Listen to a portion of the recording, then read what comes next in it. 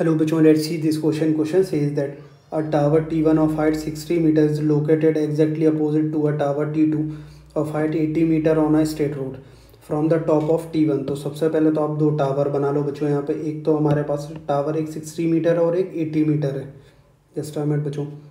और एक 80 मीटर कुछ इस तरीके से बना लो और ये हो जाएगा हमारे पास इन दोनों के लिए ग्राउंड। अब देखो आप यहाँ पे ये एंगल 90 डिग्री और ये एंगल भी 90। ये हमारे पास कौन है? T1 टावर और ये हमारे पास कौन है बच्चों? T2 tower. ये पॉइंट ए हो गया, ये बी हो गया, ये सी हो गया और यहाँ से इसको ग्राउंड से कनेक्ट करते हैं पैरेलल, तो ये हो गया डी और ये पॉइंट हो गया हमारे पास ई। तो सबसे पहले तो हमारे पास ए बी डिस्टेंस जो है वो कितना है बच्चों? हमारे पास 60 और ये जो ई सी डिस्टेंस है ये हमारे पास कितना है बच्चों? 80 मीटर। तो यहाँ से हम क्या बोल सकते हैं कि जो डी सी डिस्टेंस है ये हमारे पास कितना हो जाएगा बच्चों? 60 और जो ई डी डिस्टेंस है ये हमारे पास कितना होगा? 20।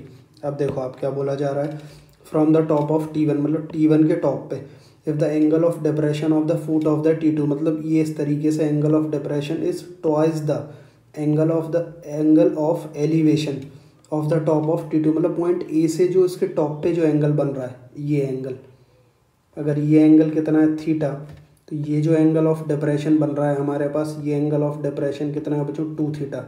मतलब ये एंगल कितना हो गया? 2 थीटा। हमसे क्या बोला जा रहा है?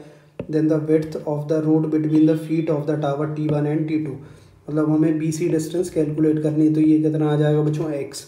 अब आप यहाँ पे देखो हमारे पास दो ट्राइंगल आ गए।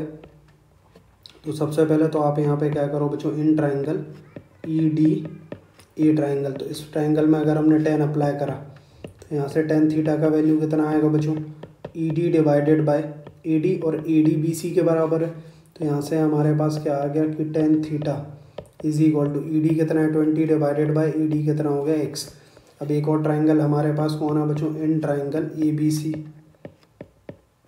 सी ट्राइंगल में अगर हम देखें 10 अप्लाई करेंगे बट एंगल कितना है? 2 थीटा।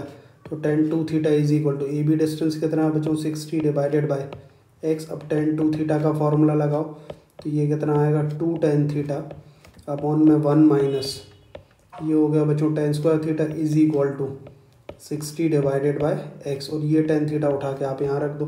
तो फाइनली कितना आएगा? ये 2 इंटू 20 अपॉन एक्स, और नीचे कितना आएगा? 1 माइनस 20, मतलब ये 400 divided by x square is equal to कितना होगा बच्चों? 60 डिवाइडेड बाय एक्स। तो ये 0 और 0 कैंसिल आउट, और ये 2 से कितने बार जाएगा?